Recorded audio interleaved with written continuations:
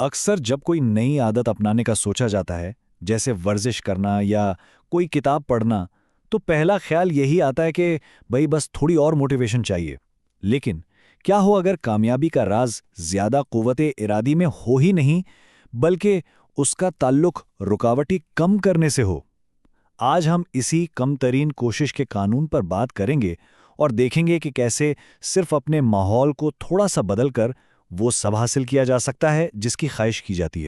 चलें तो देखते हैं आज क्या क्या समझना है। सबसे पहले तो तहरीक के फरेब की बात करेंगे, फिर एक बहुत ही दिलचस्प पुरानी मिसाल देखेंगे, इसके बाद कम तरीन कोशिश के कानून को समझेंगे और एक सादा सी मिसाल से उसे और वाजे करेंगे, और आखिर में सबसे अहम बात कि इस कानून को अपनी जिंदगी में कैसे इस्तेमाल किया जा सकता है। तो पहला हिस्सा, तहरीक का फरेब। हमें बचपन से यही सिखाया जाता है ना कि अगर किसी चीज़ की सच्ची लगन हो तो वो काम हो ही जाता है। लेकिन क्या बात वाकई इतनी सीधी है? और ये सवाल बहुत अहम है। देखिए ना, हर साल लोग नए अहदाफ बनाते हैं, जिम की मेंबरशिप लेते हैं, लेकिन होता क्या है, कुछ ही हफ्तों में सब कुछ वापस पुरानी डगर पर। अगर सिर्फ चाहने से ही सब कुछ हो जाता तो आज हर कोई अपने मकासद हासिल कर चुका होता। इसका मतलब साफ है, कोई और चीज़ है, कोई ऐसी ताकत है जो नज़र नहीं आती लेकिन हमारे रवैयों को कंट्रोल कर रही है। तो आखिर ये नादीदा कुव्वत है क्या? इसे समझने के लिए हमें हजारों साल पीछे जाना होगा। शायद ये सुनने में थोड़ा अजीब लगे, लेकिन इंसानी तहजीब की तरक्की का एक बहुत बड़ा राज जमीन के जोग्राफिये में छुपा है। यहाँ एक बहुत ही दिलचस्प नजरिया है माहिर बशरियात जेरेड डायमंड का। वो कहते हैं कि अमेरिका और अफ्रीका के बरे-आज़म वो शुमाल से जनूब की तरफ फैले हुए हैं, यानी ऊपर से नीचे। इसका मतलब ये हुआ कि जब कोई इन इलाकों में सफ़र करता है तो मौसम तेज़ी से बदलता है। इसके बिल्कुल बरक्स यूरेशिया यानी यूरोप और एशिया मशरिक से मगरिब की तरफ फैले हैं, यानी दाएं से बाएं। यहाँ हज़ारों मील सफ़र करने पर भी मौसम, आबो हवा और दिन की रोशनी तकरीबन एक जैसी रहती है। बस यही एक छोटा सा जोग्राफियाई फ़र्क कदीम किसानों के लिए या तो एक बहुत बड़ी रुकावट बन गया या फिर एक ज़बरदस्त आसानी। और नतीजा हैरान कर देने वाला। यूरेशिया में ज़राअत का फैलाव अमेरिका और अफ्रीका के मुकाबले में 2 से 3 गुना तेज था। अब सवाल यह है कि ऐसा क्यों हुआ?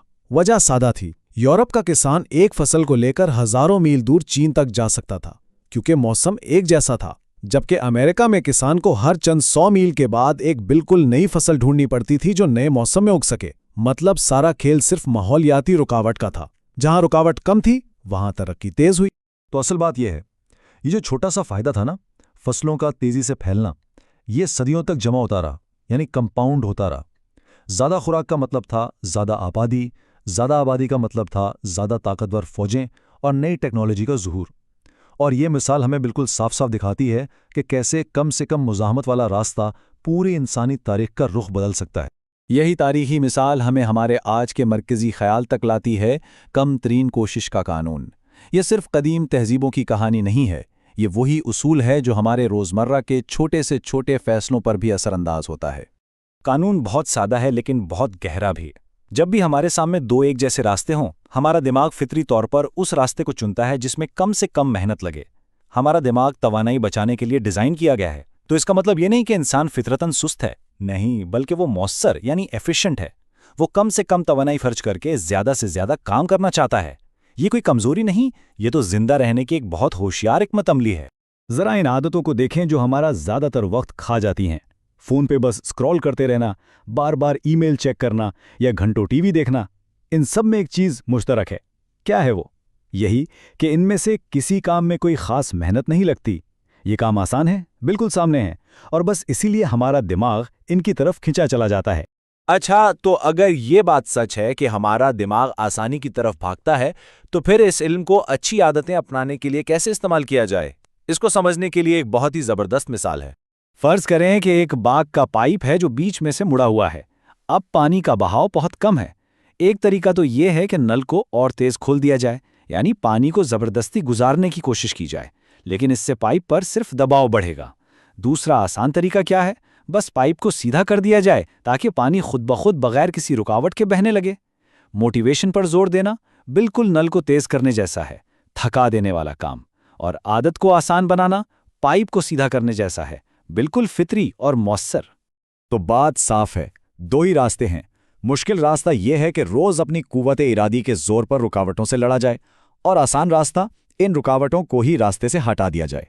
यहाँ मकसद ये हरगिज़ नहीं कि सिर्फ आसान काम किए जाए, नहीं, मकसद ये है कि जो अहम काम हैं उनको आसान बना दिया जाए। चलें आप जरा इस थ्योरी से निकलकर अमली दुनिया में आते हैं। देखते हैं कि किस तरह बड़ी बड़ी कंपनियां, हुकूमतें और यहां तक के आम लोग इस कानून का इस्तेमाल करके रवैयों को बदल रहे हैं। इसकी एक बेहतरीन मिसाल 1970 की दहाई की जापानी कंपनियां हैं। उन्होंने एक उसूल अपनाया जिसे लीन प्रोडक्शन कहते हैं, मतलब पैदावार के अमल से हर किस्म की गैर ज़रूरी चीज़ को हटा देना। उन्होंने अपनी फैक्ट्रियों को इस तरह से डिज़ाइन किया कि वर्कर को अपना औजार उठाने के लिए हल्का सा मोड़ना भी ना पड़े, हर चीज़ हाथ के पास। और नतीजा क्या निकला? उनकी प्रोडक्ट्स ज़्यादा काबिल एतमाद और बेहतर बन गई। उन्होंने कोशिश कम की और पैदावार बढ़ा दी। और यही काम आज की सबसे कामयाब कंपनियां कर रही हैं। सोचें जरा, खाने की डिलीवरी ऐप्स ये खाना पकाने या बाहर जाने की रुकावट को ख़त्म करती हैं। राइड शेयरिंग सर्विसेज ये टैक्सी ढूंढने की मुश्किल को ख़त्म करती हैं। ये तमाम सर्विसेज करती क्या हैं? ये हमारी ज़िंदगी से रुकावटों के छोटे छोटे कदम हटा देती हैं और इसी तरह हमारी आदत बन जाती हैं। तो सवाल यह है कि यही उसूल अपने लिए कैसे इस्तेमाल किया जाए? जवाब है, अपने माहौल को तैयार करके। मिसाल के तौर पर अगर सुबह वर्जिश करनी है तो रात को ही वर्जिश के कपड़े, जूते, पानी की बोतल सब कुछ तैयार करके रख दिया जाए। इस तरह जब सुबह आँख खुलेगी तो वर्जिश शुरू करने में कोई रुकावट ही नहीं होगी। इसी तरह अगर सेहतमंद खाना खाना है तो सब्जियां हफ्ते के शुरू में ही काट कर रख ली जाएं ताकि खाना पकाना आसान लगे। असल मकसद बस ये है कि अगला कदम उठाना इतना आसान बना दिया जाए कि उसके बारे में सोचना भी ना पड़े। और ये हिकमत अमली दोनों तरफ काम करती है। अच्छी आदतों के लिए रुकावटें कम करनी है और बुरी आदतों के लिए रुकावटें बढ़ानी है। मिसाल के तौर पर अगर कोई बहुत ज़्यादा टीवी देखता है तो हर बार टीवी बंद करने के बाद उसका प्लग दीवार से निकाल दे। अगली बार जब टीवी देखने का दिल करेगा तो ये जो प्लग लगाने का एक छोटा सा इजाफी कदम है ना, ये एक लम्हे के लिए सोचने पर मजबूर करेगा कि क्या वाकई अभी टीवी देखना जरूरी। और ये एक बहुत अहम नुक्ता है। कोई बहुत बड़े ड्रामाई कदम उठाने की ज़रूरत नहीं होती। अक्सर सिर्फ चंद सेकंड की एक छोटी सी रुकावट ही हमारे फैसले का रुख मोड़ने के लिए काफ़ी होती है। और वक्त के साथ साथ यही छोटे छोटे फैसले मिलकर हमारी पूरी जिंदगी की सिमत तय करते हैं। तो आखिर में ये सवाल सिर्फ हमारी ज़ाती आदतों का नहीं रह जाता। ये सवाल हमारे पूरे मुआशरे, हमारी टेक्नोलॉजी और हमारे इदारों के लिए है। हम सब मिलकर अपने लिए और आने वाली नस्लों के लिए एक ऐसा माहौल कैसे बना सकते हैं जहां सही काम करना, सेहतमंद इंतखाब करना सबसे आसान काम हो। ये एक सवाल है जिस पर सोचना बहुत ज़रूरी है।